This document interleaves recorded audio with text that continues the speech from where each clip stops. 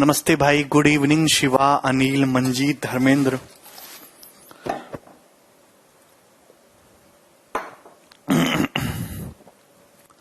देखिए सवाल नंबर 32। कल का लेक्चर आप लोगों को समझ में आया? कितने बच्चे ऐसे जो कल का लेक्चर बिना देखे आज की क्लास में आ गए हैं? क्या आपको कल की क्लास समझ में आई थी कि कैसे सवालों में डेविएशन और एलिगेशन का परफेक्ट यूज करना है और उसको करके कैसे बड़े बड़े सवाल आसानी से सॉल्व किए जा सकते हैं? कल की क्लास में सीखा आप लोगों ने। चलिए स्टार्ट करते हैं अब अगले सवाल की तरफ। सवाल number 32। A mixture is composed of 11 parts of pure milk and 2 parts of water. If 35 liters of water were added to the mixture, then the new mixture will contain twice as much pure milk as water. Then how many liters of pure milk? ये line जो है गड़बड़ हो गई है।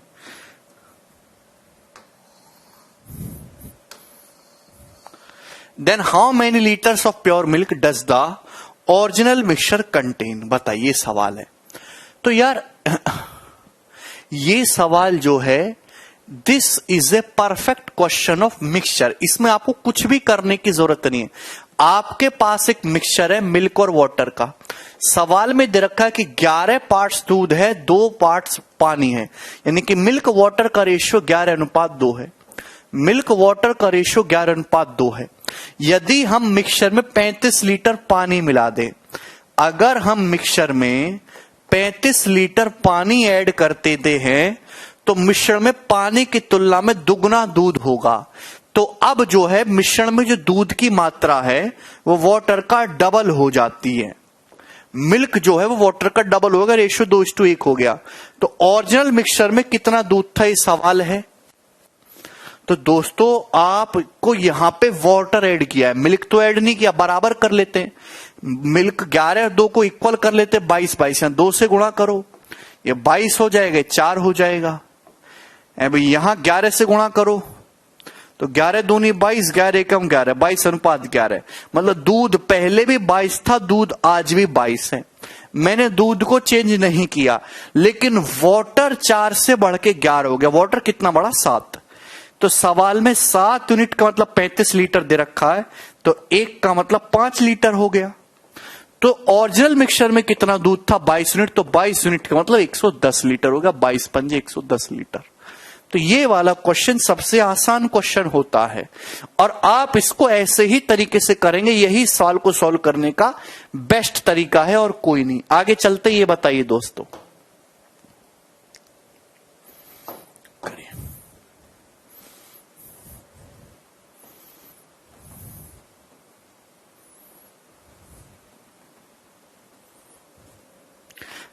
पहले आप इस सवाल की लैंग्वेज को पढ़ेगा कि लैंग्वेज पढ़ के समझना ही अपने आप में बड़ा टास्क हो जाता है आप लोगों के लिए।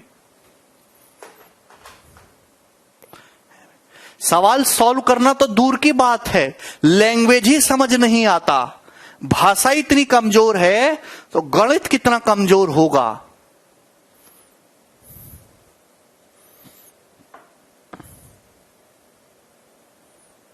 बताइए।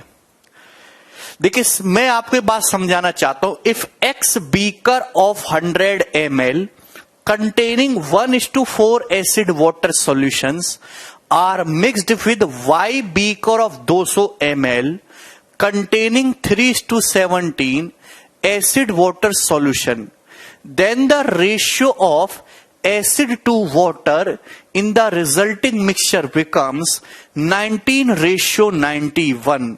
Find x ratio y। बताइए, बहुत अच्छा सवाल है।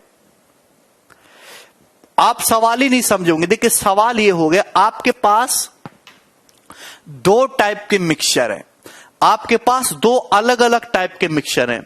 पहले मिक्सचर में एसिड वाटर का रेशियो 1:4 है, दूसरे में एसिड वाटर का रेशियो 3:17 है।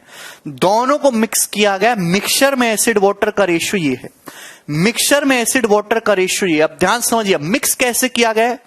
भाई पहले वाले मिक्सचर के 100 ml के एक्स बीकर मिक्स किए गए, 100 ml के एक्स बीकर, 100 ml के एक्स बीकर मिक्स किए गए हैं, और दूसरे वाले में 200 ml के वाई बीकर मिक्स किए गए हैं, 200 ml के वाई बीकर्स मिक्स किए गए हैं। तो आपसे पूछा एक्स रेशियो वाई क्या होगा। आपके पास दो अलग अलग टाइप के मिक्सचर है, इसमें एसिड वाटर का रेशियो अलग है, इसमें अलग है, दोनों को मिक्स करके एक फाइनल सॉल्यूशन बनाया जाता है जिसमें एसिड वाटर का रेशियो है। अब इन दोनों को मिक्स करने के लिए, इसको मिक्स करने के लिए 100 ml के एक्स बीकर लगे हैं, 100 ml के ऐसे एक्स ढक्कन डाले 100 ml के, और दूसरे वाले को मिक्स करने के लिए 200 ml के वाई बीकर लगे हैं। तो एक्स रेशियो वाई क्या होगा। सबसे पहले इसको भूल जाओ, सबसे पहले ये निकालो कि ये दोनों मिक्सचर एक्चुअल में मिलाए किस रेशियो में गए, सबसे पहले ये निकालो। तो आप यहां एसिड पे भी एलिगेशन लगा सकते हो, आप यहां वाटर पे भी लगा सकते हो। मैं एसिड अमल पे एलिगेशन लगा रहा हूं। भाई पहले वाले मिक्सचर में कितना एसिड है, आप कहोगे सर टोटल अगर 5 है, टोटल अगर 5 है तो 5 में कितना एसिड है, तो आपका जवाब होगा सर 1 पार्ट। दूसरे वाले मिक्सचर में आप कहोगे सर टोटल अगर 17 3 20 है तो 20 में कितना एसिड है, 3 पार्ट, 3 पार्ट। आप अगर कहोगे सर ओवरऑल ऐसा बना है कि टोटल 19 91 100 है, 19 91 110 है भी, तो 110 में कितना एसिड है, तो आप कहोगे सर 19 पार्ट। ये आ गया। ऐसे मैंने आपको 5-6 सवाल करवाए हैं यार, कोई डाउट तो नहीं, कोई तकलीफ तो नहीं, कोई समस्या तो नहीं। आप बोलोगे नहीं सर देखिए, तो मेरे दोस्त मैंने पहले ही बोला कि इनका जो एलसीएम, इनका एलसीएम क्या आता है 220 है ना, 220 से पूरे को गुणा कर देते हैं तो कितना आ जाएगा 44, ये 20 से 11 3 33 और ये 38। तो आप बोलोगे जी सर बहुत बढ़िया, यानी कि ये 5:6, 5:6 ये आ गया 5:6, यानी कि पहला मिक्सचर और दूसरा मिक्सचर 5:6 के रेशियो मिक्स किया गया है। पहला मिक्सचर और दूसरा मिक्सचर 5:6 के अनुपात में। अगर आप इसका 5 ml ले रहे हो, 5 ले रहे हो तो उसका 6 यूनिट लोगे। भाई ये सब तिगड़मबाजी करके मैंने क्या निकाला, मैंने ये निकाल लिया कि पहला मिक्सचर और दूसरा मिक्सचर 5:6 के रेशियो में। अगर आपने इसका 5 लीटर लिया है तो इसका 6 लीटर लिया है, लेकिन आपसे ये नहीं पूछा, आपसे पूछा कि कितने कितने बीकर लगे हैं। तो यार पहले मिक्सचर को, फर्स्ट को और सेकंड को 5:6 के रेशियो मिक्स किया गया है। मतलब अगर आप इसका 500 ml ले रहे हो ना, तो आपको इसका 600 ml लेना पड़ेगा, तभी 5-6 आएगा। तो आप एक बात बताओ, अगर 500 ml में 100 ml के कितने बीकर लगेंगे, तो आप कहोगे सर 5 बीकर लगेंगे। 600 ml में 200 ml के कितने बीकर लगेंगे, 3 बीकर लगेंगे।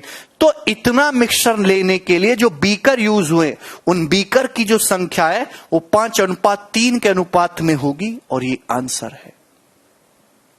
सर ये 100-200 समझ नहीं है, सवाल को देखो, सवाल में दिया हुआ है। पवन क्वेश्चन के सॉल्यूशन को छोड़ो, सवाल पढ़ो 5 बार। मुझे लगता है कि मैं बहुत अच्छे समझाने में कामयाब हुआ हूं। आगे चलते हैं, नेक्स्ट सवाल नंबर 34 की तरफ बढ़िए, बहुत बढ़िया सवाल है।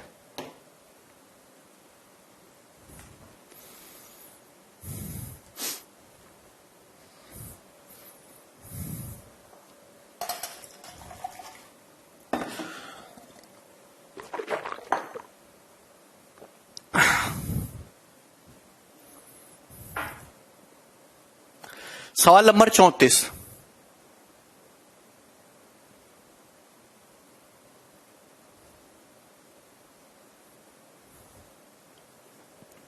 बताइए।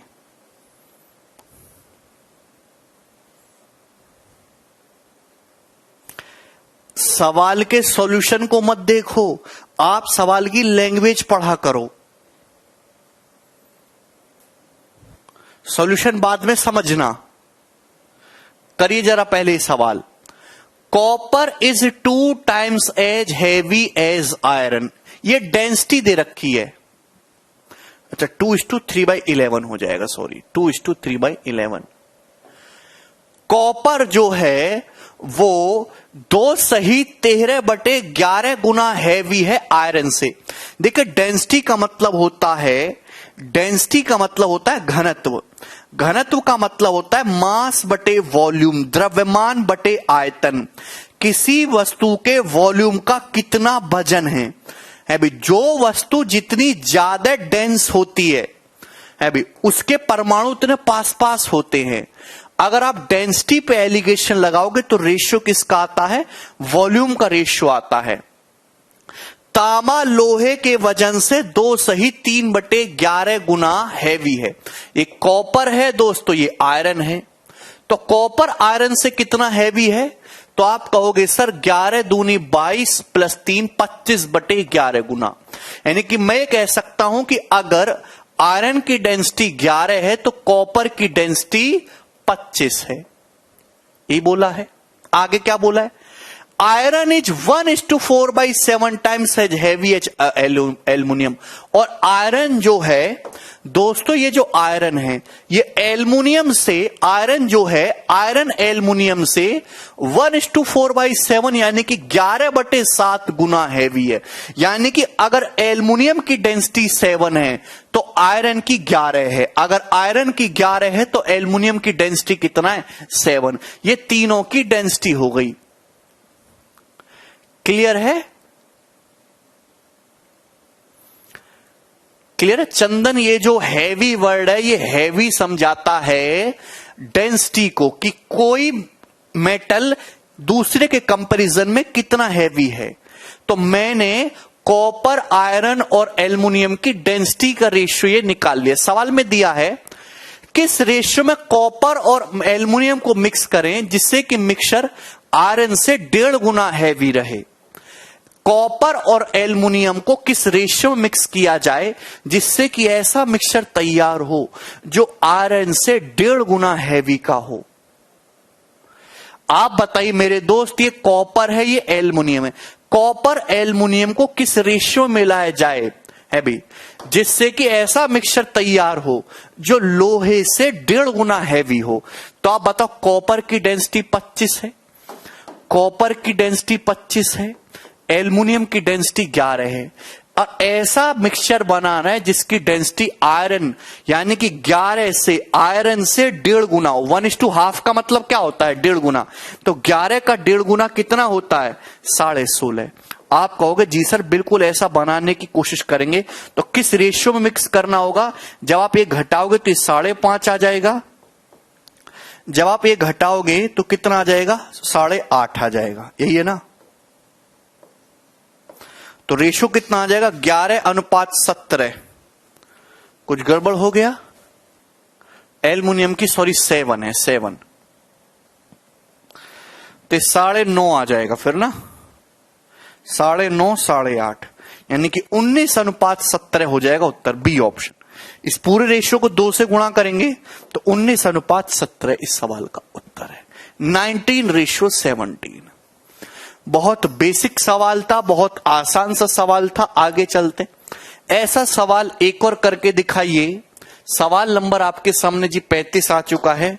ये सवाल 2014 सीजीएल प्री के पेपर में आया था। ये वाला क्वेश्चन आपको प्रीवियस ईयर में मिलेगा, बताइए।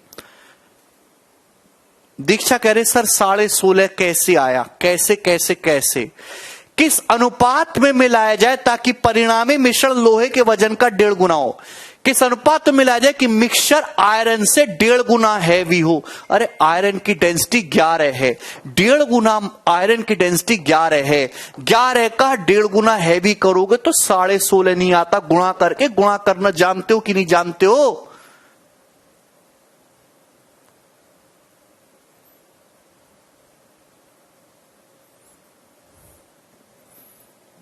ऐसे मंदबुद्धि बालक हैं यार।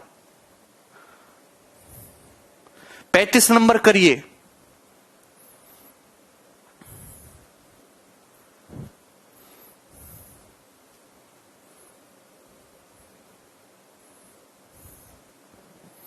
ऐसा एक सवाल मैं करवा चुका हूं, अब एक आप खुद करके बताओ।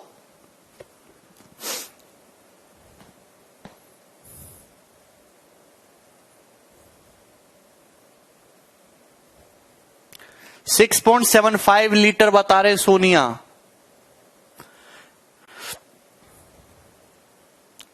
A liquid P is 1:4/11 times heavier than water. देखिए एक लिक्विड पी है, ये वाटर है। सवाल में बोला गया है कि एक लिक्विड पी वाटर से 1/4/11 गुना, 1/4/11 का मतलब होता है 15/11 गुना हैवी है। इसका मतलब समझते हो, एक लिक्विड ऐसा है जो पानी से 15/11 गुना हैवी है। मतलब पानी की डेंसिटी अगर 11 है, अगर पानी की डेंसिटी 11 है तो इसकी 15 है। कितनी है? 15। ये आ गया।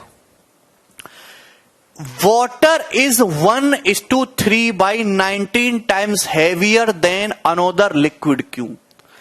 ये वाटर और पी और वाटर की डेंसिटी का रेशियो आ गया।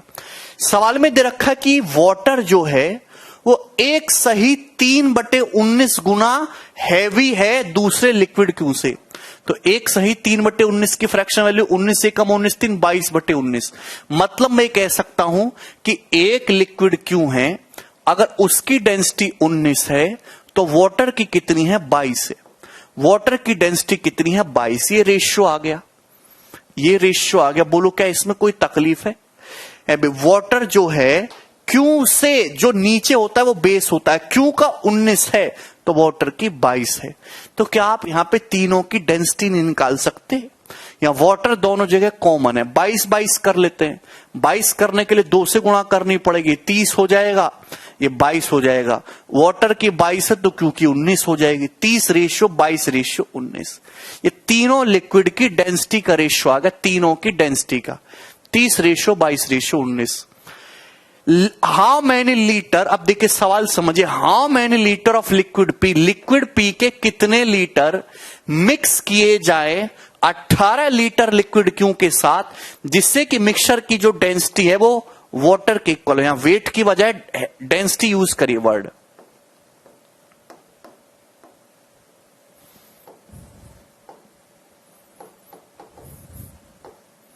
ठीक है,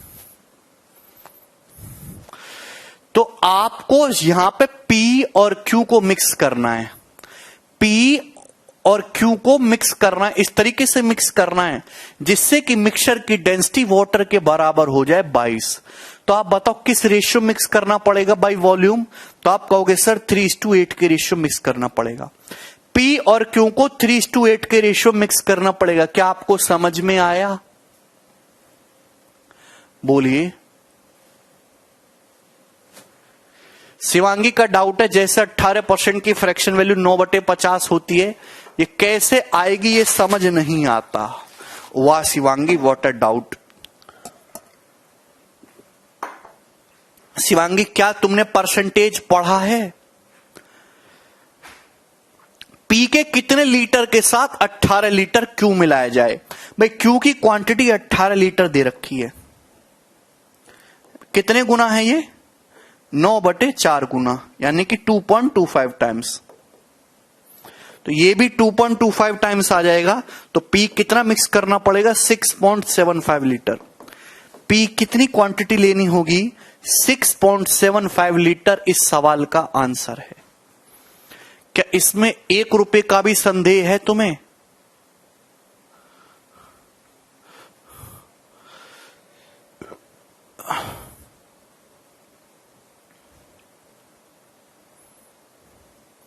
श्लोक भाई तुम्हारा डाउट अच्छा नहीं होगा। क्या डाउट है हमें बताओ। मोहम्मद ब्लॉक नहीं हो बिल्कुल भी।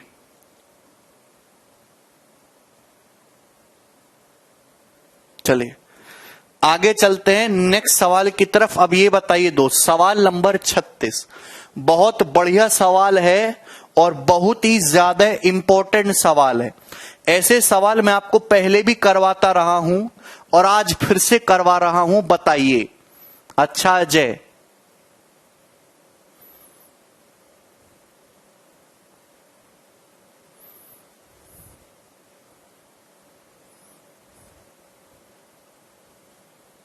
ठीक है नितिन।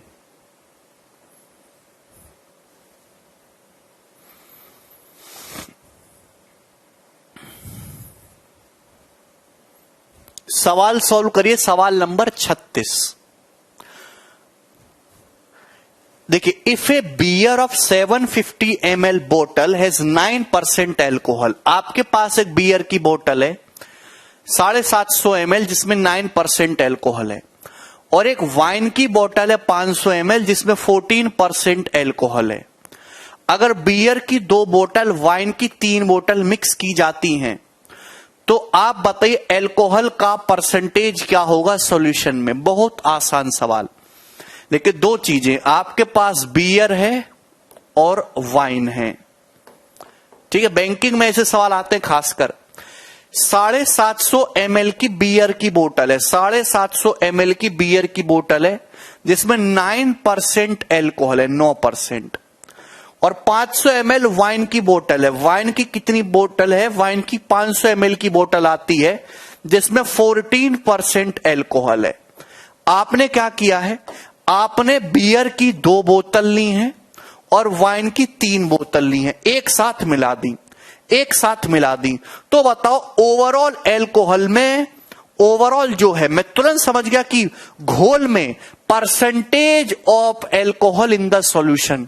तो this is a question of deviation. पूरे मिक्सचर में एल्कोहल का परसेंटेज क्या होगा? तो आप बताओ, आपने बियर की कितनी क्वांटिटी मिक्स की है? ये। वाइन की कितनी क्वांटिटी मिक्स की है? ये। तो बियर और वाइन, आपने बियर और वाइन किस रेशियो मिक्स किए हैं? 1500 ml बियर है, 1500 ml वाइन है, 1:1 के रेशियो में, 1:1 के रेशियो में। और मैं आपको पहले समझा चुका हूं, 2 अलग अलग बियर वाइन 1:1 के रेशियो में मिलाए हैं। अगर यहां 9% एल्कोहल है, 14%, तो ओवरऑल जो एल्कोहल की क्वांटिटी होगी वो इन दोनों का एवरेज हो जाएगा, डायरेक्ट हो जाएगा भाई। 14×9 23/2, 11.5% इस सवाल का आंसर है। केवल एवरेज लेना था और कुछ भी नहीं करना था। Nothing to do. Verbal question है, पेन उठाने की आवश्यकता नहीं है इस सवाल में, केवल तुमको समझाने के लिए लिख रहा हूं जो भी है। आगे चलते हैं। ये बताइए सवाल नंबर 37। अब ये जो है मेरा फेवरेट क्वेश्चन है, अब तक के सबसे जबरदस्त सवाल में से एक है ये। इस क्वेश्चन को जो बच्चा करेगा, वाकई में उसने अभी तक परसेंटेज, रेशियो, प्रॉफिट लॉस ढंग से पढ़ा है। जो नहीं कर पा रहा वो तो भैया काम चला हुआ है।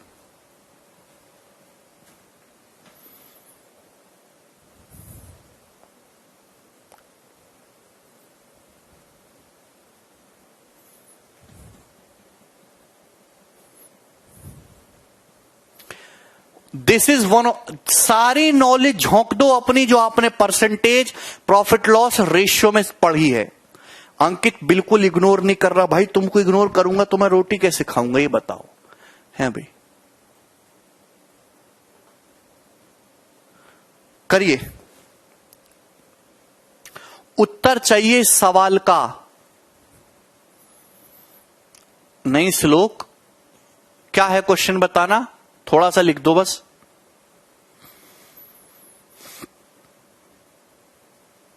विकास भैया तुम्हारे दिमाग में क्लियर ही नहीं है कि चल क्या रहा है।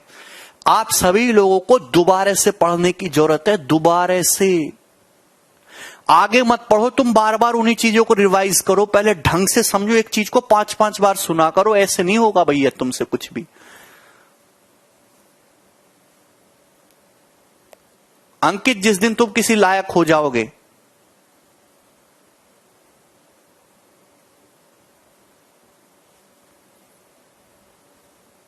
आया किसी का?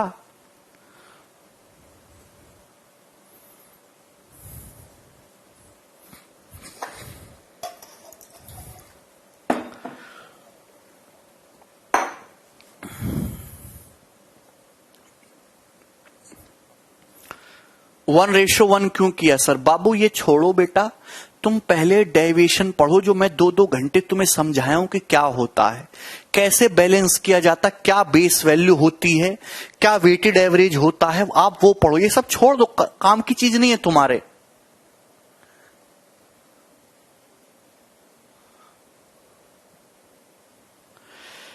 एक व्यक्ति 2 प्रकार के चावल खरीदता है, जिनके मूल्य क्रम से 325 रुपए पर किलोग्राम और 195 रुपए पर किलोग्राम है। एक आदमी ने दो टाइप के चावल खरीदे, फर्स्ट है, ये सेकंड है। दो टाइप के चावल खरीदे एक आदमी ने। आप बताओ, पहले टाइप का जो कॉस्ट है वो 325 रुपए पर केजी है, 325 रुपए पर केजी का चावल है। दूसरे चावल की जो कीमत है वो 195 रुपए पर केजी है, 195 रुपीज पर केजी है। आप बोलोगे जी सर बहुत बढ़िया। उसने क्रम से 720 किलोग्राम और 675 किलोग्राम चावल खरीदा। भाई पहले टाइप का कितना चावल खरीदा है? 720। अगर 1 किलो चावल 325 रुपए का है तो 720 किलो चावल कितने रुपए का होगा? इतना। तो पहले टाइप का चावल खरीदने में कुल खर्चा इतना हुआ। मैं निकाल रहा हूं कॉस्ट प्राइस, पहले चावल को खरीदने में टोटल कॉस्ट क्या आया, क्योंकि दूसरे चावल को खरीदने में टोटल कॉस्ट क्या आया, दूसरे चावल को खरीदने में टोटल कॉस्ट आएगा इतना 675 गुणा 195 रुपए 1 किलो का है, तो 675 किलो का ये। तो पहले वाले चावल पे और दूसरे वाले चावल का टोटल कॉस्ट दिया हुआ है। भाई total cost percentage profit, profit percentage किसको बेस मान के कैलकुलेट किया जाता है? प्रॉफिट परसेंटेज किसको बेस मान के? कॉस्ट प्राइस को बेस मान के। पहले चावल का टोटल कॉस्ट प्राइस इतना है, दूसरे चावल का टोटल कॉस्ट प्राइस इतना है। अगर पहले प्रकार के चावल पे 22% का लाभ हुआ है तो ज्ञात करो दूसरे चावल को किस दाम पे बेचें कि कुल लाभ 40% हो, ओवरऑल लाभ 40% हो, ओवरऑल प्रॉफिट 40% हो जाए, ओवरऑल प्रॉफिट 40% हो जाए। अरे भैया मैं आपको क्या डेविएशन नहीं बताया हूं? आप क्या डेविएशन लगा के ये पता नहीं लगा सकते कि दूसरे चावल को किस प्रॉफिट पे बेचा गया है? क्या आप डेविएशन से पता नहीं लगा सकते कि दूसरे चावल को किस प्रॉफिट परसेंटेज में बेचा गया है? अरे प्रॉफिट किसको बेस मान के निकाला जाता है? सीपी को। जो भी बेस वैल्यू होती है डेविएशन में कैलकुलेशन आसान करने के लिए उसका रेशियो ले लेते हैं। अरे मंदबुद्धि कचरो, तुमको यह बताया हूं कि नहीं बताया हूं कितनी बार?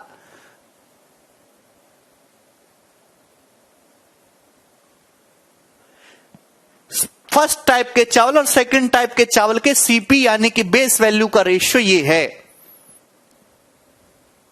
है? अरे तुम्हारे बुद्धि में कुछ भी जाता है? कबाड़ लोग।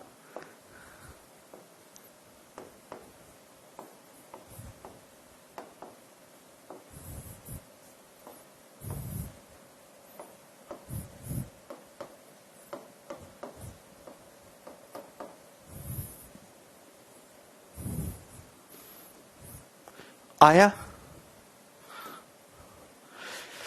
क्या है भाई ये? किससे जा रहा है? पहले तो 13 से जाएगा। अभी 13 दूनी 26 और 6 13 पंजे 65 और ये 15 बार जाएगा। फिर 25 से चला जाएगा, 25 दूनी 50 17 25 सत्ते है भाई, ये हो गया।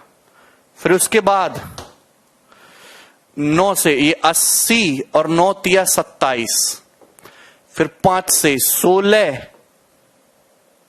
5 तिया 15, 16 अनुपात 9, 16:9, 16:9। यानी कि उसने पहले चावल खरीदने में और दूसरे चावल खरीदने में जो खर्चा किया है उस खर्चे का रेशियो 16:9 है। पहले चावल खरीदने में और दूसरे चावल खरीदने में जो खर्चा किया है टोटल, उस खर्चे का रेशियो 16:9 है। पहले वाले चावल में 22% प्रॉफिट, इस पे पता नहीं कितना, ओवरऑल 40% है। आप इस चीज को एलिगेशन से भी कर सकते थे और डेविएशन से भी कर सकते हो। डेविएशन इज माय फेवरेट, मैं वही बताऊंगा।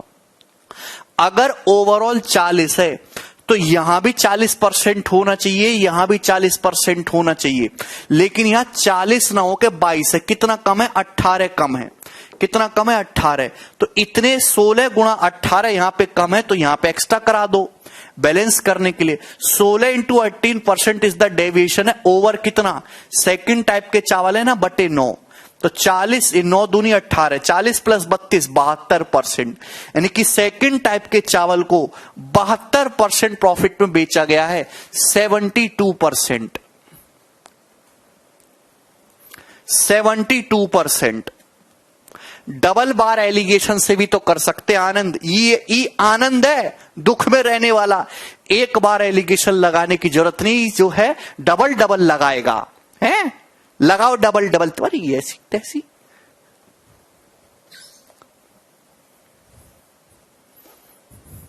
मंद बुद्धि लोगों, प्रॉफिट किस पे कैलकुलेट किया जाता है? अरे कबाड़, प्रॉफिट किसको बेस मान के कैलकुलेट किया जाता है? सीपी को, कॉस्ट प्राइस को, कि कॉस्ट प्राइस पे कितने रुपए का प्रॉफिट है इंटू 100%।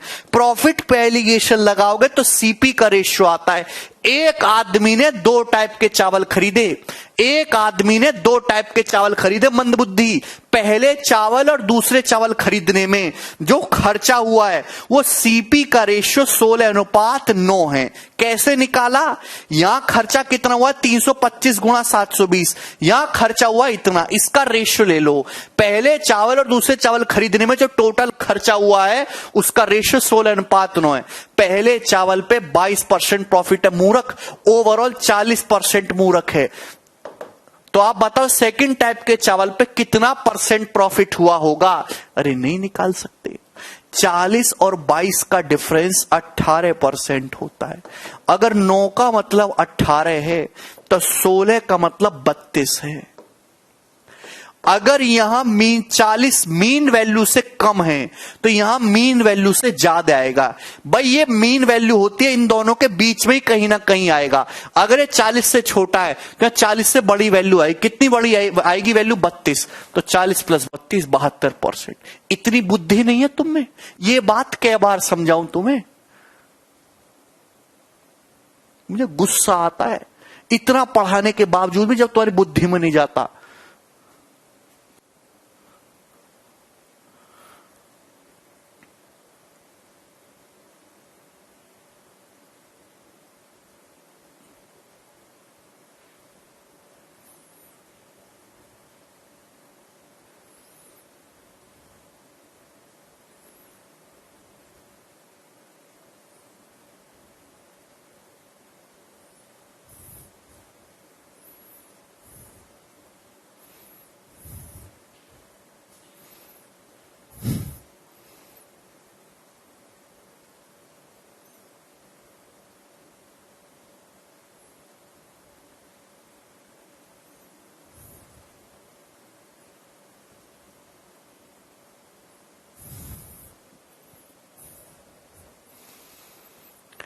तो सेकंड टाइप के चावल पे 72% प्रॉफिट कमा के बेच रहे हो।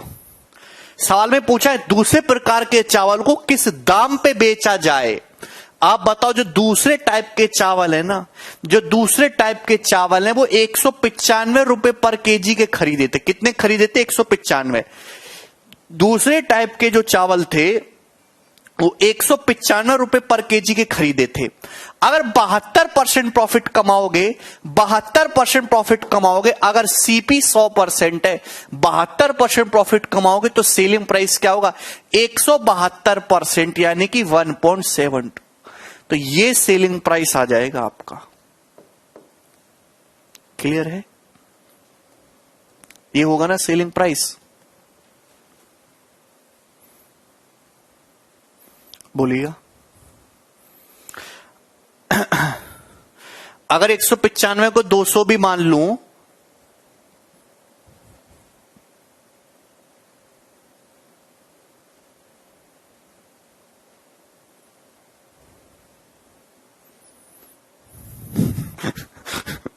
अभी भी इसमें डाउट। अगर मैं 195 को 200 मान लेता हूं तो 200 गुणा 172 हो जाएगा 344। अब ये मैंने 5 की 1.72 में गुणा करेंगे, 5 की 1.72 में गुणा करेंगे तो 3.6 और ये एक 8.6 हो जाएगा। तो 344 में से 8.6 घटाएंगे तो यूनिट दीठ 4 जाएगा, यानी कि 335.4 रुपए पर केजी उत्तर है। ऐसे कैलकुलेशन आसान होगी।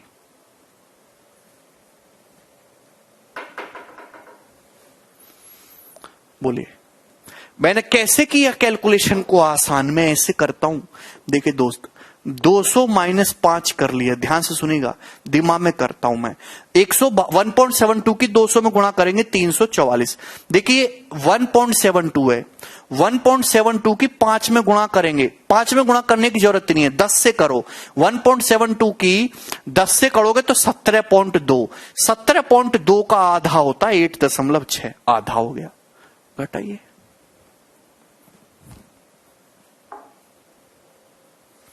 ऐसे कर लेते हैं गुणा।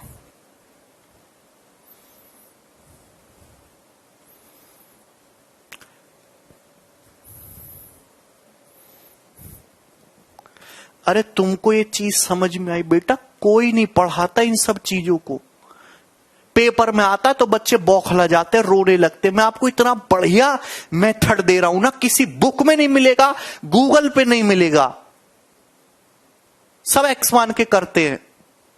तो उस चीज की इज्जत करो, आप उसको देखो। अभी अगले सवाल की तरफ चलिए, सवाल नंबर 38, ये बताइएगा दोस्त।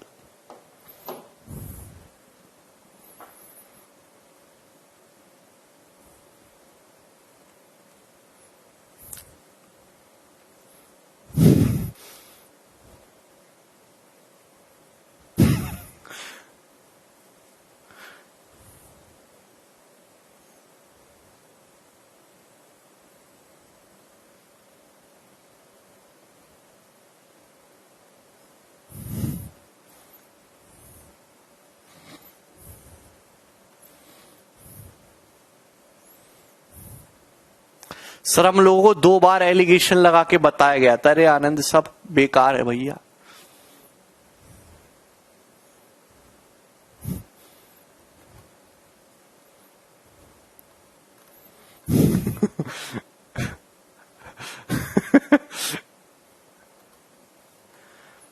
राजीव उसको सिंप्लीफाई कर लिया, नहीं कर सकते राजीव, टोटल सीपी को रेशियो नहीं ले सकते।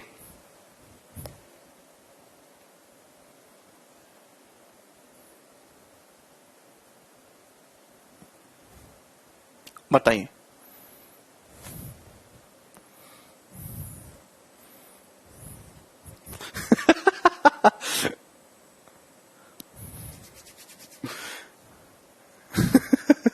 ये बताइए। देखिए ये सवाल कैट 2017 का पूछा हुआ है, अब ये घबराने की जरूरत नहीं है सर ये तो एमबीए का क्वेश्चन है, ऐसा नहीं है। ये सवाल एक परफेक्ट क्वेश्चन है आपके एग्जाम में पूछे जाने के लिए, और ऐसा ही एक सवाल इस साल के पेपर में आया भी है।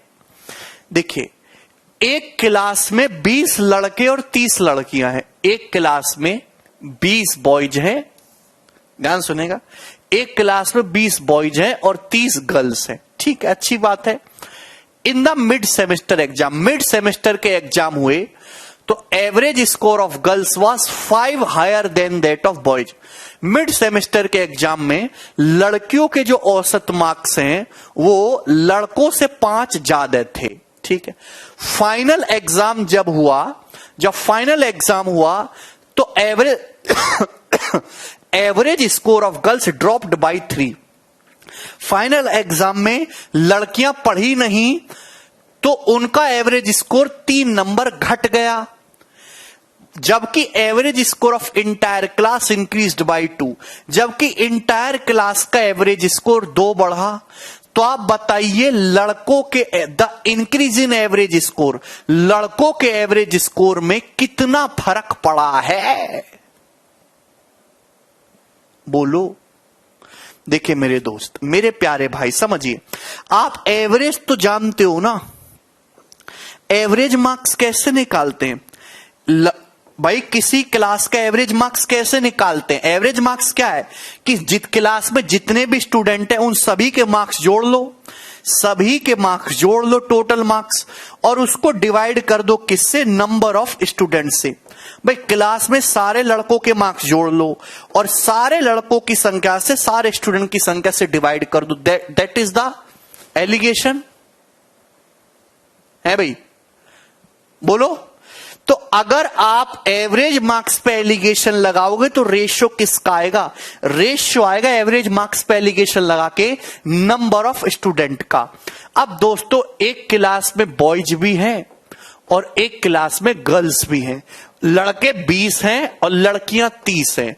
तो बॉयज गर्ल्स का रेशियो 20 लड़के 30 लड़कियां, बॉयज गर्ल्स का रेशियो 2:3 है। भाई यहां पे फाइनल सेमेस्टर की बात हो रही है। ये जो लाइन है ना, ये केवल आपको बेवकूफ बनाने के लिए दी है कि बच्चा इसमें उलझा रहे और टाइम खराब कर ले, नौकरी छोड़ दे। कोई मतलब नहीं है। फाइनल सेमेस्टर का जो पेपर हुआ तो लड़कियों का स्कोर 3 घट गया। ड्रॉप का मतलब घटा है तो -3 का फर्क आया। एवरेज डिक्रीज बाई -3, जबकि पूरे इंटायर क्लास का एवरेज 2 बढ़ा है। तो बताओ लड़कों का एवरेज कितना बढ़ा है, कितना चेंज हुआ? यही तो पूछा है, एक लाइन सवाल।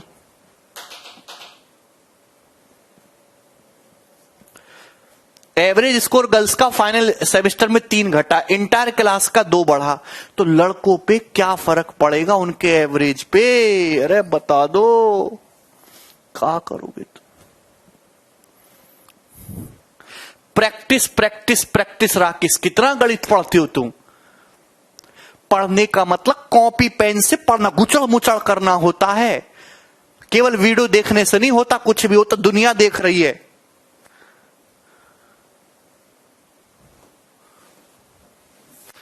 जितनी एसएससी में सीट नहीं है ना, उससे ज्यादा एडमिशन हर महीने मेरे बैच में होते हैं। अब तुम अंदाजा लगा लो कितना कंपटीशन है।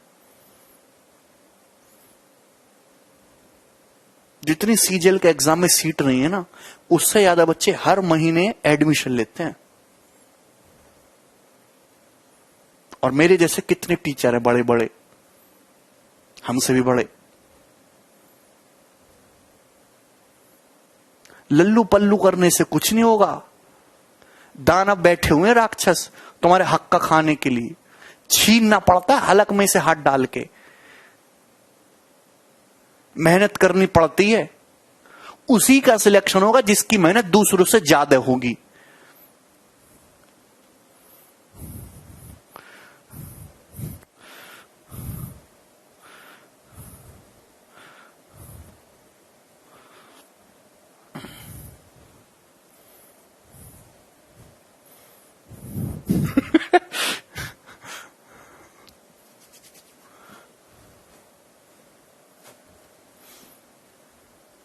मेहनत करना है दूसरों से ज्यादा है।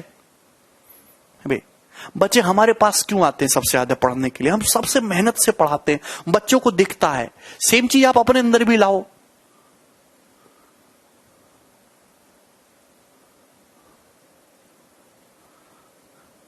बताइए, आप अच्छे से देखिए यहां पे डिफरेंस कितना आएगा। +2 में से -3 को घटाएंगे 5, तो 2 का मतलब 5 है 2.5 गुना, तो 3 का 2.5 गुना हो जाएगा 7.5।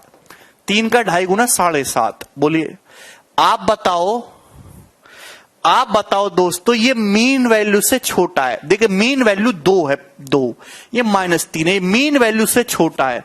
तो यहां मीन वैल्यू से बड़ा आएगा। कितना बड़ा आएगा? 7.5। मीन वैल्यू 2 है, उससे बड़ा आएगा 7.5। 2 + 7.5 9.5। यानी कि लड़कों का एवरेज स्कोर 9.5 बढ़ा। ये उत्तर है। क्या एक कठिन सवाल था? क्या जबरदस्त सवाल नहीं है ये?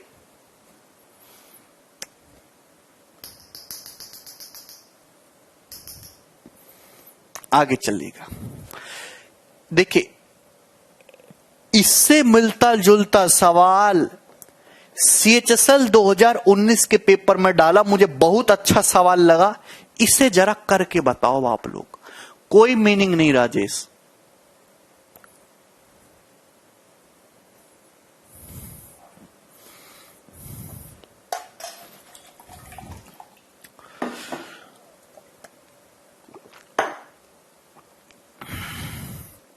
करिए फटाफट।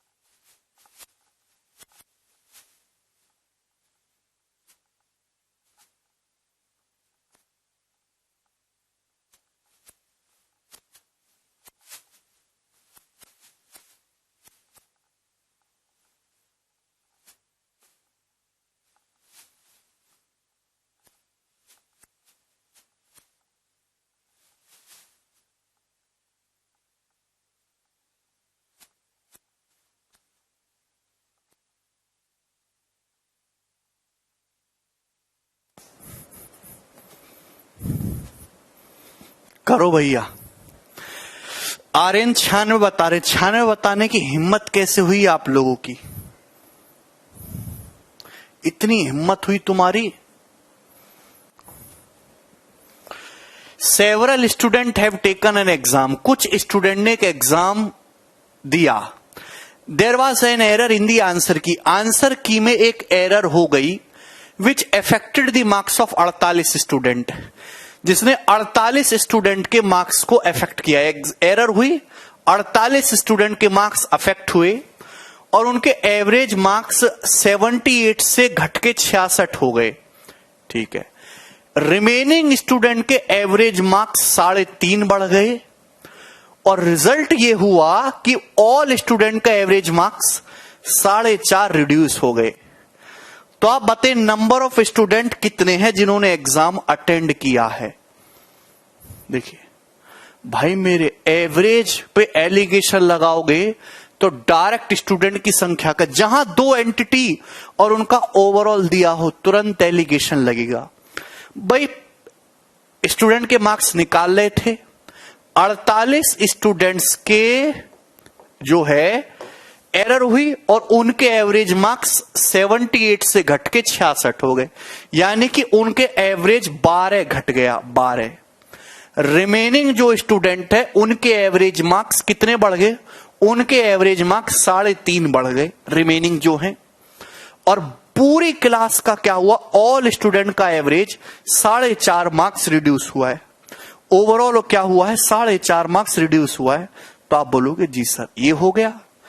तो मेरे दोस्त एलिगेशन लगाओगे, 3.5 में से 4.5 घटाओगे तो 8 हो जाएगा। भाई -4.5 में से -12 घटाओगे तो 7.5 हो जाएगा। ये रेशियो आएगा। 8:7.5 को आप ऐसे भी लिख सकते हो 16:15, यानी कि 16:15 के रेशियो में नंबर ऑफ स्टूडेंट है। आप बताओ ये जो -12 रिड्यूस हुए ये कितने स्टूडेंट के हुए? 48 के। तो 16 की वैल्यू सवाल में 48 स्टूडेंट दे रखे 3 गुना, तो टोटल स्टूडेंट कितना है? 16 + 15 31। तो 31 यूनिट का मतलब 31 × 93, 93 है टोटल स्टूडेंट और सी ऑप्शन आंसर है।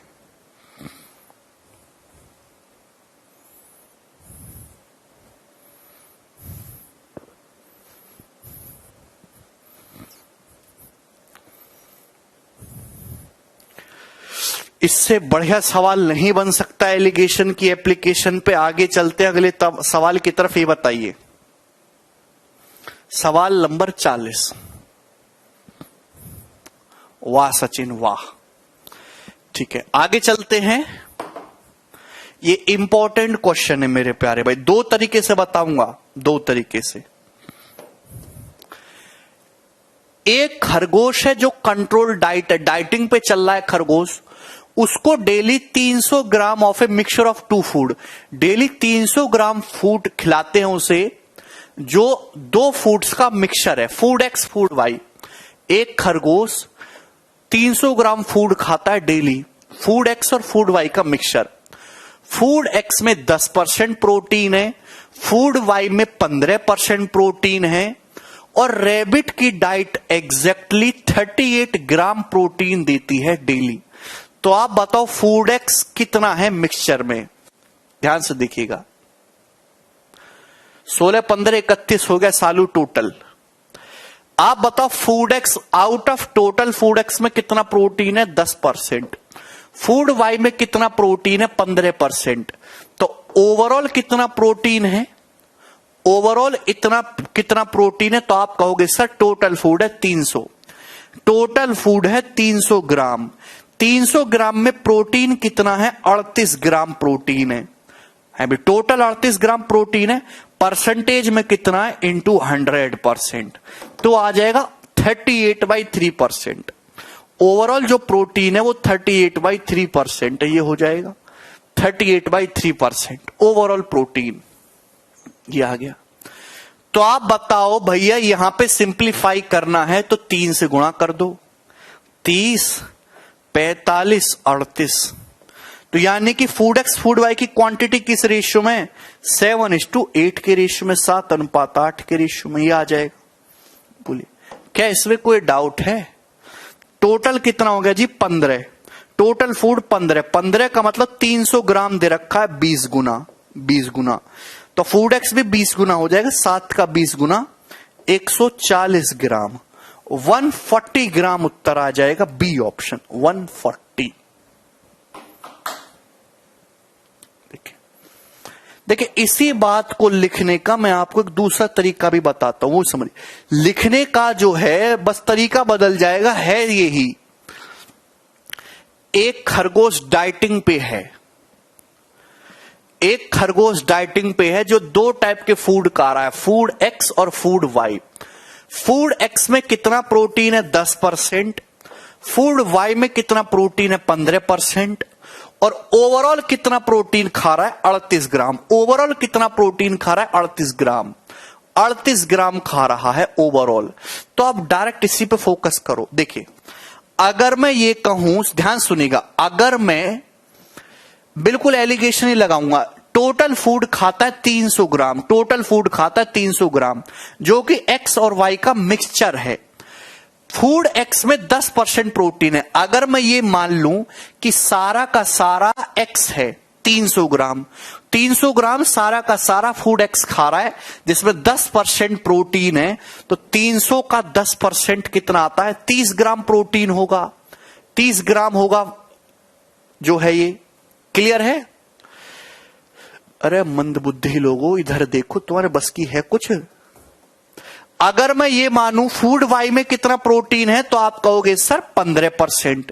तो मैं कहता हूं कि सारा का सारा जो मिक्सचर खा रहा है ये फूड वाई खा रहा है। फूड वाई सटक रहा सारा का सारा 300 ग्राम।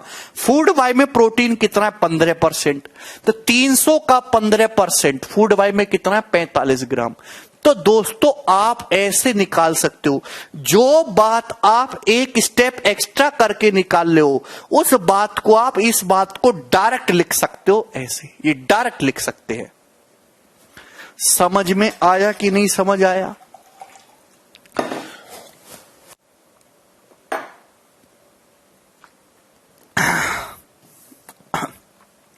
अगर ऐसा कोई भी सवाल पेपर में आता है तो आप ऐसे समझो कि ओवरऑल प्रोटीन 2 फूड खा रहा है, 300 ग्राम फूड खाता है एक खरगोश, फूड एक्स फूड वाई का मिक्सचर, टोटल कितना? 300 ग्राम मिश्रण। फूड एक्स में 10% प्रोटीन है, फूड वाई में 15%, जबकि खरगोश एक दिन में 38 ग्राम प्रोटीन। ओवरऑल कितना प्रोटीन खा रहा है? 38 ग्राम। अगर मैं मान लूं कि पूरा का पूरा खाना फूड एक्स खा रहा है 300 ग्राम, तो उसमें प्रोटीन कितना होगा? 300 का 10% 30। अगर पूरा का पूरा मैं मान लेता हूं फूड वाई खा रहा है 300, तो उसमें 300 का 15% कितना प्रोटीन होगा? 45। लेकिन ओवरऑल मिला कितना है? 38। तो किस रेशियो मिक्स किया है? 45 माइनस 38 7 और 38 माइनस 30 8। सेम चीज आ गई। फूड एक्स और फूड वाई 7:8 के रेशियो में मिलाया गया। अगर अब भी किसी की बुद्धि में न जाता हो तो मेरी हाथ जोड़ के विनती है, आप ये छोड़ दो। भाई मैं कुछ नहीं कर सकता भैया, आप ऐसे ही कर लो, ठीक है? मेरा दिमाग खराब मत करो।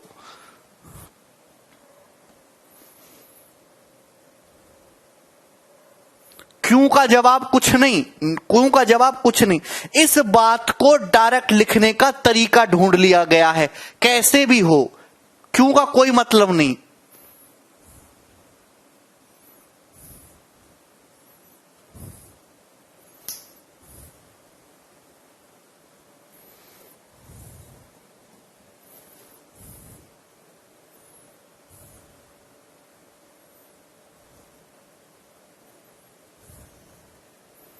करिए 41।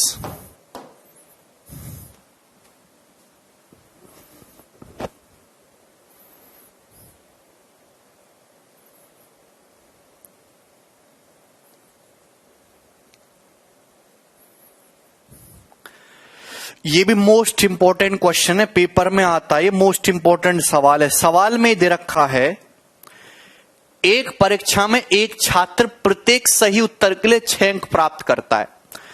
अगर एक छात्र प्रत्येक सही उत्तर के लिए 6 अंक मिलता है और प्रत्येक गलत उत्तर के लिए 4 अंक खो देता है, यदि उसने 80 प्रश्नों को किया और 310 अंक प्राप्त करे हैं तो उसने कितने प्रश्नों का सही किया? 3 तरीके से बताऊंगा सवाल, 3 तरीके से। पहला तरीका भैया, मैं यहां पे निकाल रहा हूं मार्क्स पर क्वेश्चन, एलिगेशन लगा रहा हूं मार्क्स पर क्वेश्चन पे। तो एलिगेशन लगाने पे जो रेशियो आएगा वो नंबर ऑफ क्वेश्चंस की संख्या का आएगा। एक स्टूडेंट को हर सही उत्तर के लिए 6 नंबर दिए जाते हैं, जबकि हर गलत उत्तर के लिए उसके 4 नंबर कट जाते हैं, -4 निगेटिव मार्किंग चल रही है। ओवरऑल उसके आए हैं 310 नंबर। ओवरऑल उसके 310 नंबर आए हैं 80 सवाल हल करने पर।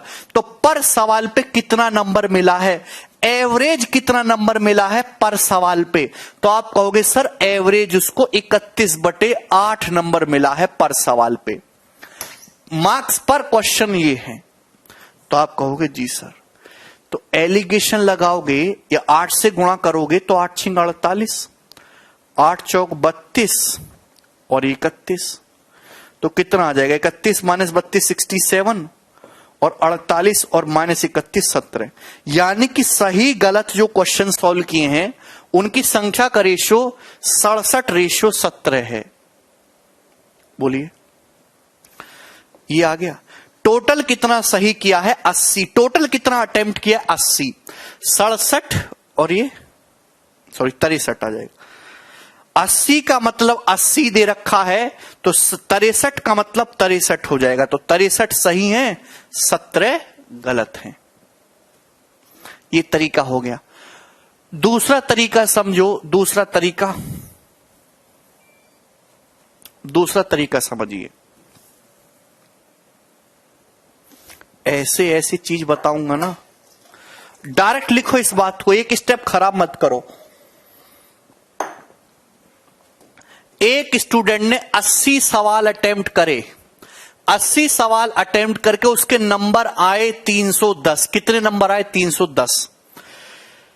अगर सारे के सारे सही होते, अगर सारे के सारे 80 के 80 क्वेश्चन सही होते, तो हर सही क्वेश्चन के लिए 6 के हिसाब से 480 नंबर आ जाते।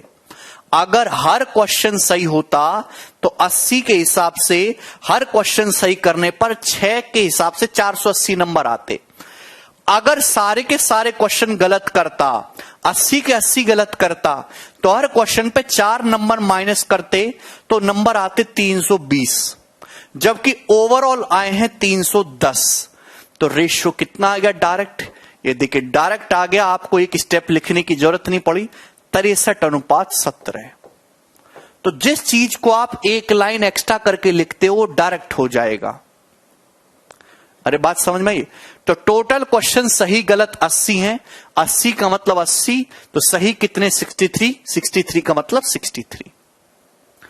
अब ये भी बेकार है। अब सबसे लास्ट और इंपॉर्टेंट तरीका समझिए, बाबा डेविएशन। ध्यान से मेरे दोस्त, ध्यान से।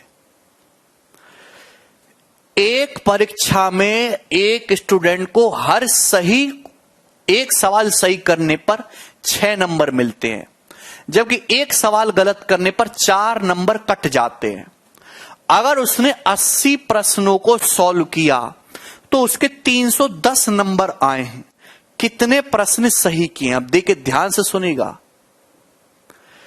आप बताओ, एक आदमी को एक सवाल सही करने के 6 नंबर मिले हैं, सही करने के 6 नंबर मिलते हैं।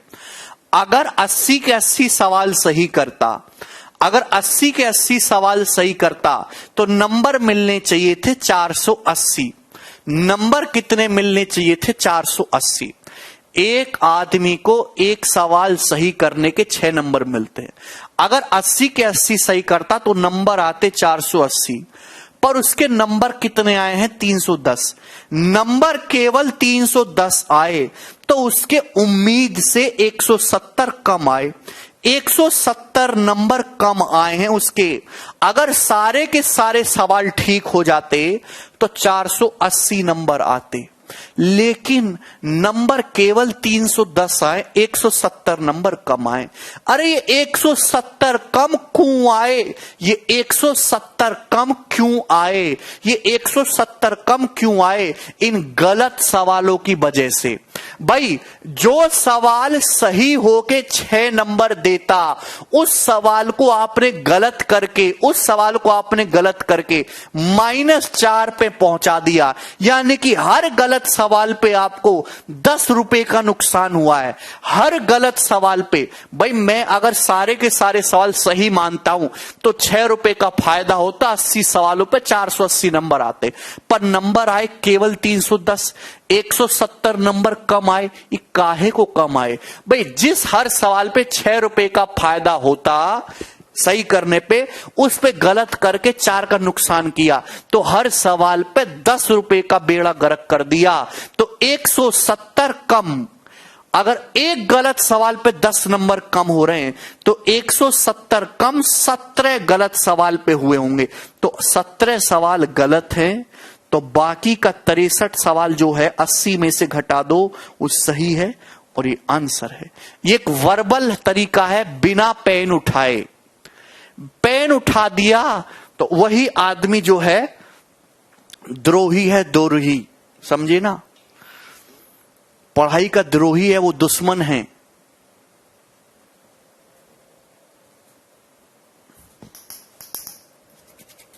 वर्बल करना था बिना पेन उठाए। क्या आपको ये समझ में आया? ये मैं आपको बस समझाने के लिए लिखता हूं।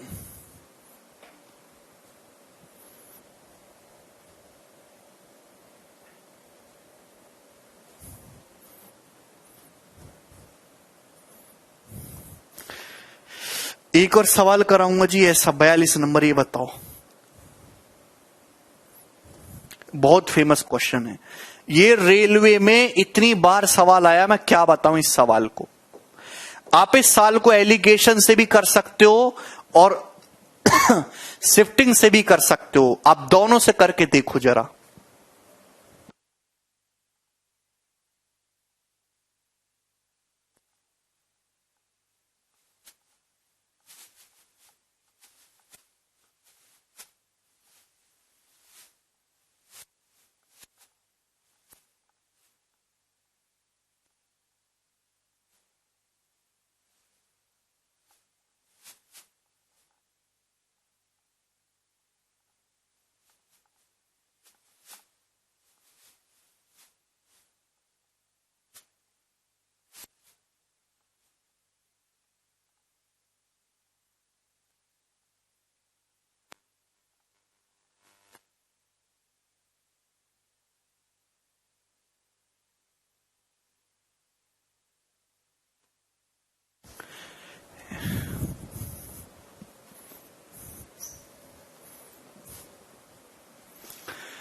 एक मजदूर को इस शर्त पर एक ठेकेदार द्वारा काम पे रखा गया कि उसे एक दिन काम करने का 75 रुपए मिलेगा, पर डे का 75 रुपए मिलेगा। लेकिन जिस दिन वो एब्सेंट रहा उस दिन 15 रुपए का जुर्माना लगेगा, मतलब 15 रुपए मजदूर देगा अपनी जेब से। 20 दिन के बाद ठेकेदार ने 1140 रुपए दिए, तो मजदूर कितने दिन काम से गायब था? करिए जरा भाई, ध्यान से सुनो, प्यार से, कोई नहीं बताएगा ऐसे। अगर मजदूर 20 के 20 दिन काम पे आता, 20 के 20 दिन, तो 75 रुपए के हिसाब से उसे 20 दिन में 1500 रुपए मिलते। 1500 रुपए की कमाई होती, 1500, लेकिन उसे मिले केवल 1140, यानी कि 360 रुपए का नुकसान हुआ। ये 360 रुपए का नुकसान क्यों हुआ? काम पे ना आने की वजह से। भाई जिस काम के उसे 75 रुपए मिलने थे, उस काम को उसे 15 रुपए का नुकसान देना पड़ा क्योंकि वो एब्सेंट रहा, यानी कि ओवरऑल 90 रुपए का लॉस हुआ है। जिस काम के 75 मिलने थे ना आने से 15 रुपए देने पड़े, तो 90 रुपए का लॉस हुआ। 360 रुपए का टोटल है। अगर एक दिन में 90 का हो रहा है तो 4 दिन वो एब्सेंट रहा है काम से। C option. वर्बल क्वेश्चन है, पेन उठाना नहीं है। क्या आपको समझ आया ये सवाल? भैया मेरे, क्या तुम्हें कुछ पल्ले पड़े? आगे चलते हैं। नेक्स्ट,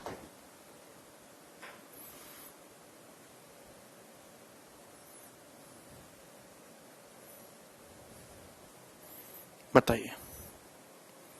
ये बैंकिंग का सवाल है, फटाफट।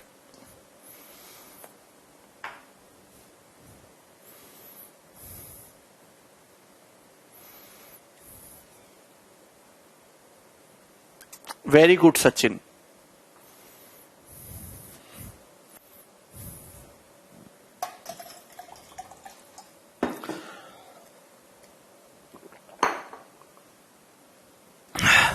अनुराग और अमरदीप है बिटवीन देम 72,000 रुपए। दोनों मेरे कमीने दोस्त हैं, अनुराग और अमरदीप। अनुराग और अमरदीप दोनों। अनुराग और अमरदीप के पास कुल मिला के दोनों के पास 72,000 रुपए हैं। अनुराग के पास जितने हैं उसने उसका 16% खर्च कर दिया और अमरदीप ने 28% खर्च कर दिया। They are left with a sum that constitute 79% of the whole sum. Anurag और अमरदीप के पास मिला के टोटल 72,000 रुपए हैं। अनुराग के पास जितना था आउट ऑफ टोटल उसने 16% खर्च कर दिया। अमरदीप के पास जितना था उसका 28% खर्च कर दिया। जबकि अब इनके पास जो बचा वो होल सम का 79% बचा इनके पास।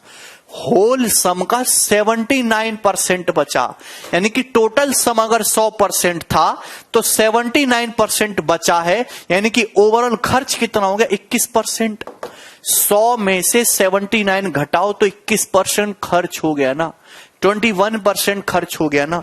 यानी कि अमरदीप और अनुराग के पास जो पैसा था वो किस रेशियो में था? 7:5 इस रेशियो में था। ये हमेशा इनिशियल रेशियो आता है। इनिशियली अनुराग और अमरदीप के पास जो पैसा था वो 7:5 के रेशियो में था। अब उसके पास अनुराग के पास कुल कितनी धनराशि बची? सवाल में पूछा है अनुराग के पास कुल कितनी बची है। देखिए इन दोनों के पास, बिचारों के पास टोटल 72,000 था। टोटल कितना है? 7 5 12। सवाल में 12 की वैल्यू 72,000 रुपए दे रखी है, यानी कि 6,000 गुना। तो आप बताओ 7 की वैल्यू कितनी हो जाएगी जी? 42,000।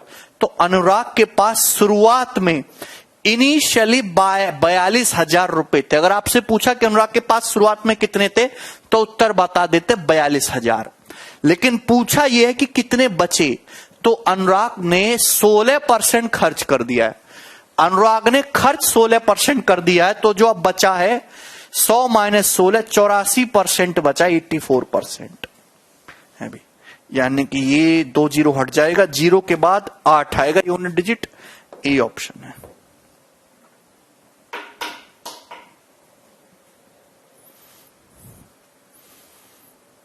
क्लियर है?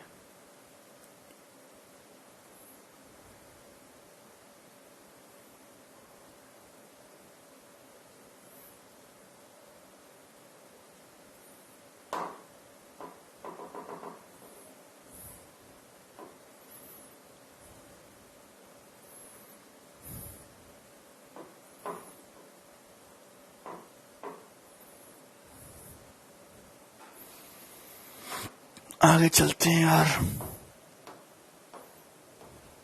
ये बताइए, ये बहुत टफ सवाल आ गया।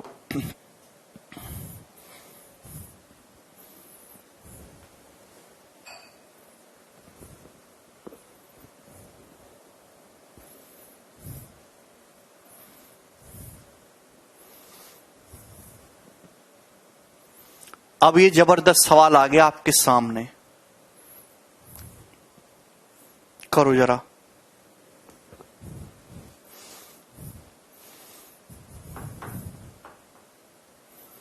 कौन करेगा?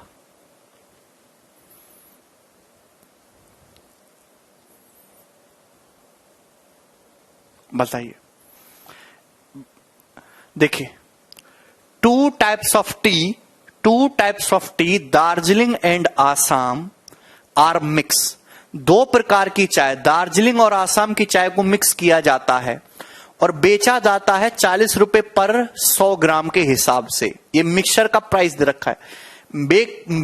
बेचते हैं दोनों टाइप की चाय को मिक्स करके 40 रुपए पर 100 ग्राम। प्रॉफिट 10% होता है। If Darjeeling and Assam T R mixed in the ratio 3:2।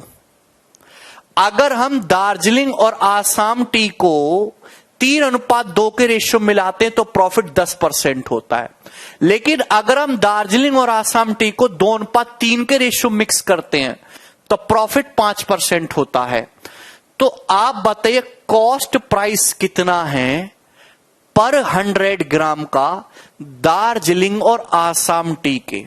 Darjeeling और आसाम टी के पर 100 ग्राम का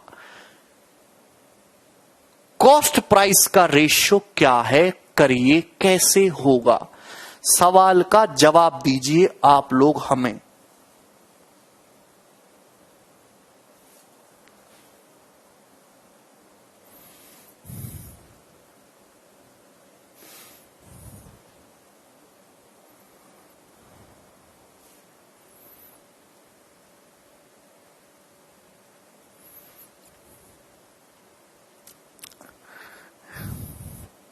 क्या आप इसको कर पा रहे हैं? बोलिए। बहुत टफ है, मतलब मजेदार सवाल है, एकदम बेहतरीन।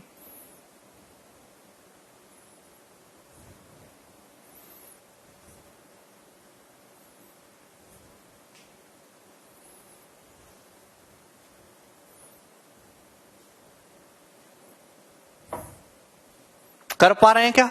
समझ भी पा रहे हैं कि कैसे करेंगे? देखिए मेरे दोस्त, सवाल में ये दे रखा, एक तो तरीका है कि आप इस सवाल को ऑप्शन से बनाओ। एक तो ये तरीका है कि आप इस सवाल को ऑप्शन से बनाओ।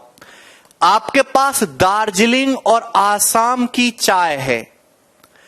अगर आप 3:2 के रेशियो मिलाते हैं, 3:2 के रेशियो मिलाते हैं तो 10% प्रॉफिट है। कितना प्रॉफिट है? 10% प्रॉफिट है। अगर आप 3:2 के रेशियो मिक्स करते हैं, 3:2 के रेशियो में करते हैं तो 10% प्रॉफिट है।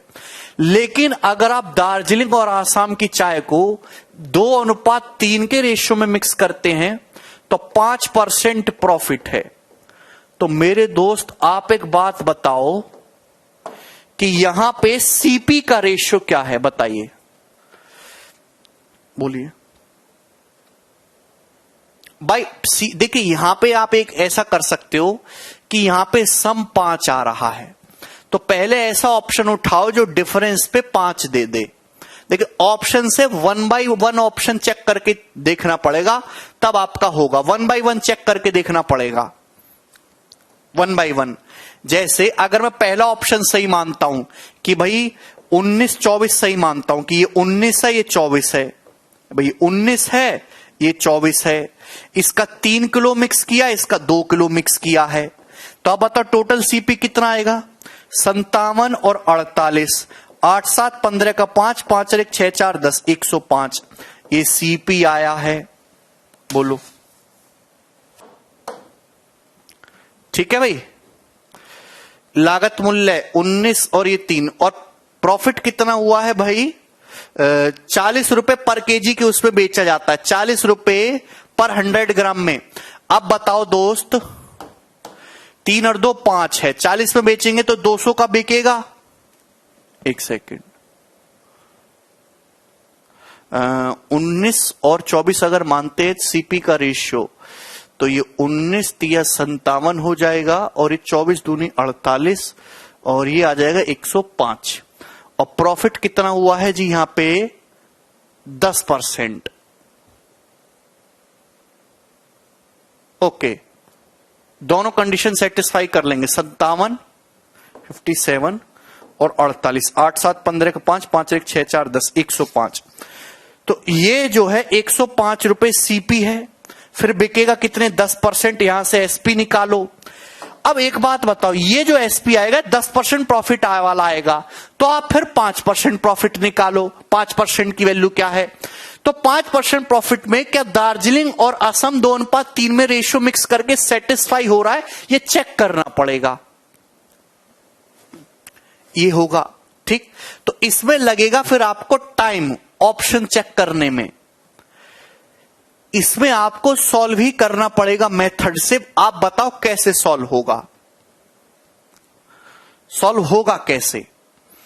अगर दार्जिलिंग और आसाम की चाय 3:2 के रेशियो मिलाते तो 10% प्रॉफिट है। यहां मिलाते 2:3 के रेशियो में तो 5% प्रॉफिट है। अब ध्यान समझिएगा मेरे दोस्त, सभी लोग ध्यान से समझिएगा। पहली बात तो मैं एक चीज समझाना चाहता हूं,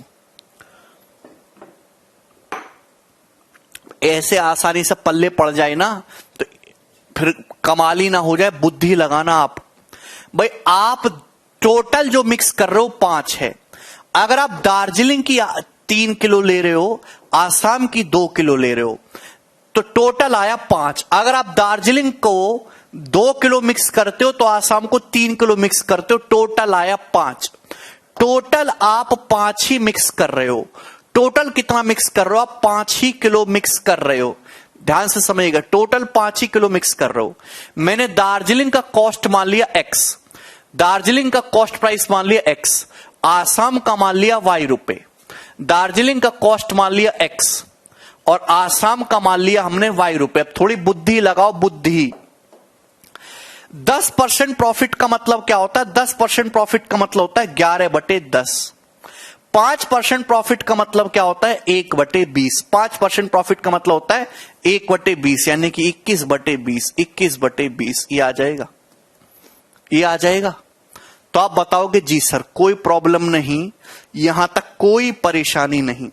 अब आप एक बात समझिएगा, सभी लोग एक बात समझिएगा मेरे प्यारे भाई, आप मिक्सचर को सेम दाम पे बेच रहे हो। आपने ये मिक्स किया, ये मिक्स किया, पहले भी 5 किलो मिक्सचर बनाया, बाद में भी 5 किलो मिक्सचर बनाया, पहले भी 3 और 2 5 किलो बनाया, बाद में भी 5 किलो मिक्सचर बनाया है। और आप मिक्सचर को 40 रुपए पर केजी के फिक्स दाम पे बेच रहे हो। इसकी हालांकि कोई जरूरत नहीं है। मेरी बात को ध्यान, बुद्धि लगाओ, बुद्धि चाहिए, ठीक है ना? ध्यान से समझिएगा।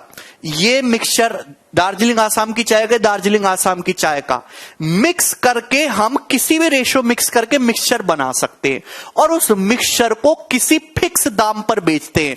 तो that selling price is fix. यहां भी 5 किलो मिक्सचर तैयार हुआ है, यहां भी 5 किलो मिक्सचर तैयार हुआ है, 3 और 2 5 किलो, यहां भी 5 किलो। तो 5 किलो मिक्सचर, 5 किलो मिक्सचर का सेलिंग प्राइस सेम होगा, क्योंकि यहां पे आप सेम सेलिंग प्राइस पे बेच रहे हो 40 रुपए पर 100 ग्राम।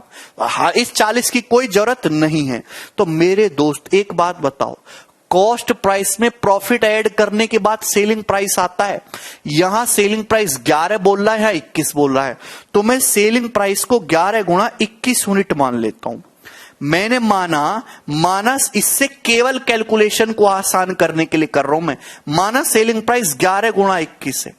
अगर मैं सेलिंग प्राइस ये मानता हूं, अगर मैं सेलिंग प्राइस ये मानता हूं, ध्यान समझिएगा, अगर मैं सेलिंग प्राइस ये मानता हूं तो यहां से सीपी कितना आ जाएगा, यहां से कॉस्ट प्राइस कितना आएगा? भाई 11 की वैल्यू है 210, यहां सीपी आ जाएगा 210, यहां से सीपी कितना आ जाएगा? 210। यहां सीपी कितना आ जाएगा? जवाब दीजिए भाई। ये 21 की वैल्यू है, 20 की वैल्यू निकालोगे तो सीपी कितना आ जाएगा? अरे मूर्ख लोगों, सेलिंग प्राइस को 11 गुणा 21 मान लिया, ये 21 की वैल्यू है। अगर आप 20 की वैल्यू निकालेंगे तो कितना आ जाएगा? 220। यहां से कॉस्ट प्राइस कितना आ जाएगा? 220। ये आया। क्या इसमें कोई प्रॉब्लम है? किसी भी बच्चे को इसमें कोई प्रॉब्लम है, कोई तकलीफ है, कोई बात ना समझ में आई हो, मैंने दोनों का सेलिंग प्राइस सेम मान लिया 11 गुणा 21, क्योंकि अगर आप इस पे कैलकुलेशन करोगे तो जिंदगी भर कैलकुलेशन ही करते रह जाओगे, आना कुछ नहीं। नीचे जो चीज लिखी होती है वो सीपी, ऊपर जो लिखी होती है एसपी। भाई ये भी 5 किलो मिला है, ये भी 5 किलो मिलाया है, 5 किलो का मैंने सेलिंग प्राइस, 5 किलो का सेलिंग प्राइस यहाँ 11 है या 21 है, 11 गुणा 21 रुपए मान लिया। तो यहां से अगर 10% प्रॉफिट है तो सीपी कितना होगा 210, यहां 5% प्रॉफिट है तो सीपी कितना होगा 220। कोई दिक्कत है इसमें? कोई भी दिक्कत है इसमें? बोलो, कोई भी दिक्कत है एक भी पैसे की? आप बोलोगे सर नो दिक्कत। अब ध्यान से समझिएगा, ध्यान से समझिएगा सभी लोग। भाई ये 1 किलो की कीमत x है, आपने 3 मिलाया है तो x रुपए पर केजी है। अगर आप 3 किलो मिलाओगे तो कितनी कीमत होगी 3x। ये प्राइस है y रुपये पर केजी, आपने 2 मिलाया है तो 2 की कीमत कितनी होगी 2y। ये टोटल सीपी आएगा। सवाल में टोटल सीपी कितना है 210। सवाल में सीपी कितना है 210। ठीक है, अब यहां से समझिए, दार्जिलिंग चाय आपने 2 किलो मिलाई है, 1 किलो की कीमत x रुपए पर केजी है, तो 2 किलो का कितना होगा 2x होगा, 2x। आसाम चाय आपने तीन किलो मिलाई है, 1 किलो की कीमत y है, तो यहां से कितना होगा 3y, बराबर आ जाएगा 220। भैया केवल तुम्हें समझाने के लिए कर रहा हूं इतना, मैं करता तो इस सवाल को 30 सेकंड में निपटा देता, उतना तो टाइम लगेगा ही लगेगा। अरे क्या तुम्हारी बुद्धि में कुछ भी आया? कुछ भी तुम्हारी बुद्धि में जाता है? भाई 2 अलग अलग टाइप के मिक्सचर मिलाए गए हैं, दार्जिलिंग और आसाम चाय के। अगर आप 3 किलो मिलाओ, अगर आप दार्जिलिंग चाय 3 किलो मिलाओ, ये 2 किलो मिलाओ, भाई मैंने मान लिया कि ये x रुपए पर केजी है, इसका y रुपए पर केजी है, x रुपए पर केजी है, y रुपए पर केजी है। अगर आप ये 3 किलो मिलाओ, 2 किलो मिलाओ तो 10% प्रॉफिट होगा। ये 2 किलो मिलाओ, ये 3 किलो मिलाओ तो 5% प्रॉफिट होगा। 10% भैया ये भी 5 किलो बना, ये भी 5 किलो बना, मिक्सचर सेम बना 5-5 किलो, तो मिक्सचर का जो सेलिंग प्राइस है वो सेम होगा। आप बोलोगे यस सर है भाई, क्लियर है? तो यहां पे सेलिंग प्राइस ये 10% प्रॉफिट, यहां 5% प्रॉफिट, तो 11 और 21 का एलसीएम मान लिया हमने सेलिंग प्राइस, 11 और 21 का। तो यहां कॉस्ट प्राइस आया 210, यहां से आया 220, 5 किलो का ये और ये 5 किलो का ये। यहां से निकाला सीपी 3x प्लस 2y 210 हो गया, यहां से मिला 220 हो गया। ठीक, तो आप बोलोगे जी सर यहां से निकाल लो। अगर आप जोड़ोगे, दोनों को जोड़ दो तो 5x प्लस 5y कितना हो जाएगा 430, 5x प्लस 5y 430, तो 430 बटे 5 86। अगर आप घटाओगे तो x माइनस वाई कितना आ जाएगा, x माइनस वाई आ जाएगा माइनस का 10, ये आ गया। आपको निकालना है x और y का रेशियो। अगर x और y निकालना है तो एक बार जोड़ के आधा कर दो, 86 माइनस 10, 76 का आधा 38। y निकालना घटा के आधा कर दो 86, और ये जो है 86 में से माइनस 10 घटाएंगे तो 96, 96 का आधा 48। 38 रेशियो 48 आ गया सीपी का रेशियो। 38 रेशियो 48 का मतलब ए ऑप्शन 19:24।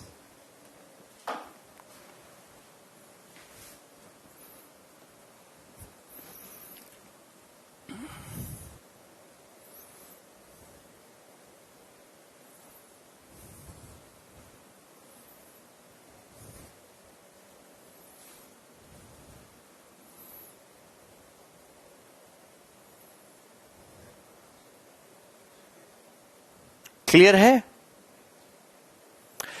ऐसा कोई मॉक टेस्ट नहीं है इंडिया का जिसमें सवाल ना डाला हो। बहुत ज्यादा फेमस सवाल है, हाँ बैंकिंग का क्वेश्चन है, सबसे बेहतरीन। पेपर में काय को स्किप करना, ये मैंने तुम्हें समझा। अरे पेपर में इतना थोड़ा ना लिख लोगे कि दार्जिलिंग लिख रहा है या आसाम लिख रहा है, ऊपर x रुपए पर केजी लिख रहा है, ये केजी लिख रहा है या मिक्स लिख रहा है या फ्रैक्शन भी लिख रही, इतना थोड़ा ना करना है। ऐसे करोगे तो तुम गायब ही हो जाओगे।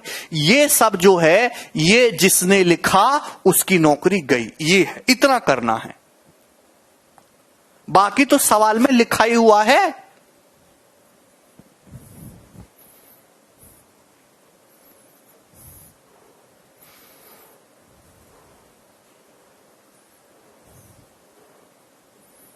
समझ में आया? कोई प्रॉब्लम? 9:30 बजे के बाद ये कमेंट ही नहीं चलते, पता ना क्यों।